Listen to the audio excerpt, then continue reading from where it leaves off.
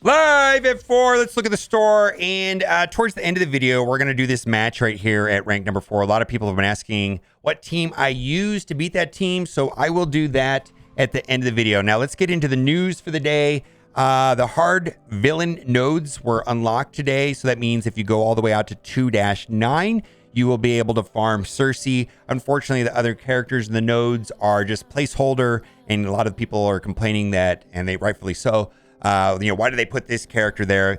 I think the only one that's really useful is Sersi.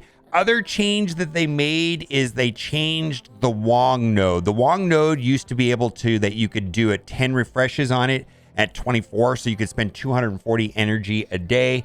Now it has been dropped to what it probably should have been, to 5, so in alignment with the rest of the nodes where you can only do 120. So this change was kind of like a silent nerf. I kind of felt wrong when it came out, but it was in the game for like 3 weeks or since the beginning of the patch, so I'm not really sure. I thought, that they would have fixed this maybe like in the first day or two, but they let it sit in the game for 3 weeks and then no announcement of the change. But now you can only do it 5 times a day. Bug, and I've reported this before and I've recorded videos on this. Spiderweaver causing characters to miss despite not having any charges left, and this was happening specifically to me inside of Cosmic Crucible. And it's just super annoying that you almost have to count how many charges she has. It's a phantom debuffs, and I just want to keep talking about it. There was 2 Reddit posts from separate people today about this, and I have reported to the developers as well. This is from Post HXC. Anyone who is at max level has been for some time having barely any characters, any tunes at level 90. So expensive level tunes. I have my arena and raid team or 2 at 90, but most of the tunes I have on a daily basis are 80, 85. I noticed a special stat boost. Currently trying to get my Infinity Watch 90 for Crucible, but the Scourges take a lot of resources. Too long. Didn't read more gold. Yeah, we definitely need more gold. I'm struggling getting a lot of my teams up to level 90 as well. Sick and tired of slingshotting the arena. This is an old issue, and I've basically completely stopped paying my arena around my reset time because of this. It's a waste. I hate it. I was in 3rd, battling 1st during reset, got paid 7th, fixed slingshotting, been too many years. It should not have to do with the last minute battles at a certain time. When you play this screwed up mode, you get slingshot in ways that does not make sense. A couple days ago, I was battling from 2nd place to 1st during reset, and they're talking about arena reset, and got paid out 21st. How does that work? This is broken and bugged. How hard is it to copy a very effective and good system like Galaxy of Heroes that doesn't have this problem? I feel like we just gave up on complaining about slingshotting in arena, and they tried to pitch it as a feature. It is not a feature. It's garbage. Some math. 3.6 billion. That's how much gold it takes to completely max out every character in the game. Gear, tier, star, rank, level, and abilities. By Odin's Beard, that's a lot of gold. Yeah, it's almost like 16 million gold per character. Gear is 1.7. SR is 1 million. Take the levels up, 12.5 million. Abilities, another 900,000. So minions have different ability costs. So actual new total, there it is right there, 3.6 billion. So it's a lot of gold. It's almost 16 million per character. And then there was a question on Reddit about Death Seed. I think it's been conferred Death Seed with a new Mute Rating team, although we don't have the other 3 characters yet.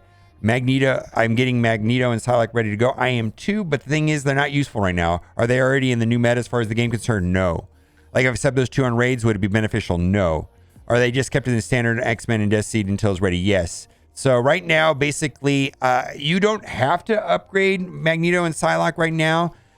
We don't even have the kits on 2 of the characters, and Dark Beast will be later in the patch, but we don't really know anything about them or specifically like what is going to be the appropriate ISO. It's just unknown, and so I would hold off on doing that if you're there's no rush to do this until we get the entire team, or at least until we know the kits to the entire team.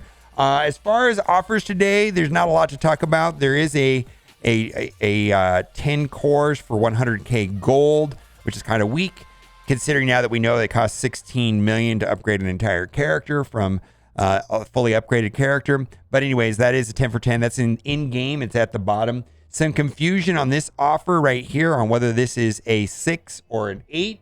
It is in fact a 6. So this is 3 Nakia orbs, which I value at $3 a piece, which is $9. There's no way that this offer is worth $19. Trading materials maybe worth $1, and then we've got some T3 materials, which is not that great. And then lastly, we've got an offer right here, which is to help unlock, I guess, Star-Lord, which is not a great legendary character.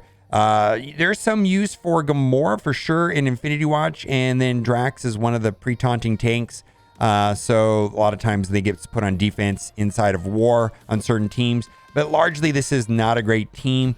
Rocket and Star-Lord are used for that event that is coming up on Friday. I forget the name of the event, but it's the event that pays out gold promotion credits and dark promotion credits.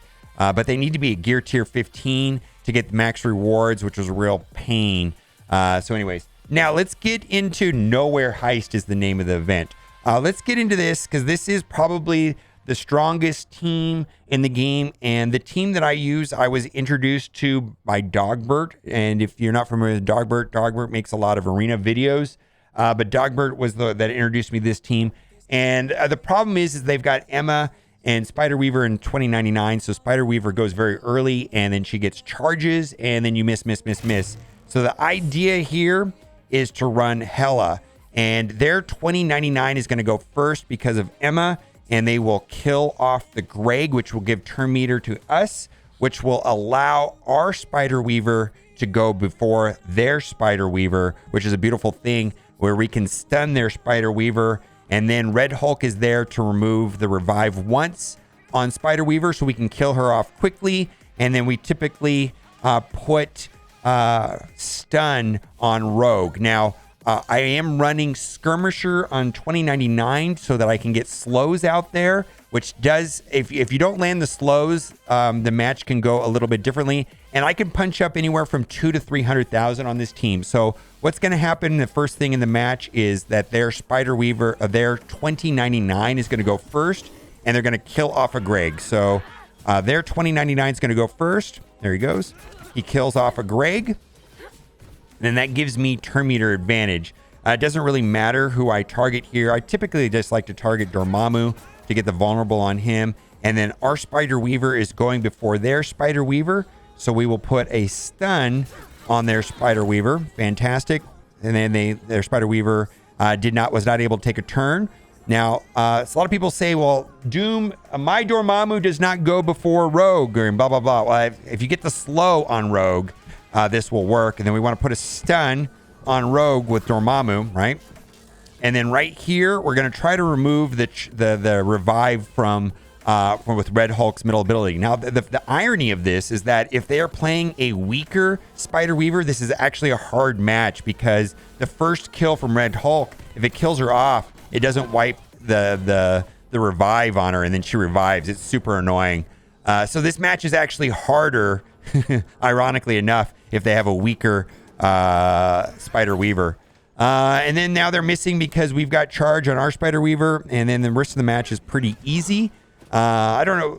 I mean, I've lost this like when I'm doing like 300k punch ups, which is pretty. But I still feel like I win this match 90% of the time, even if I'm punching up pretty big. So like, and I feel like in arena, it's just the reality is that no team is unbeatable. I guess we can probably kill Dormammu here. It doesn't really matter what we're doing here. I guess we'll go after Rogue. And then this is over. We're just cleaning up, and it's very easy.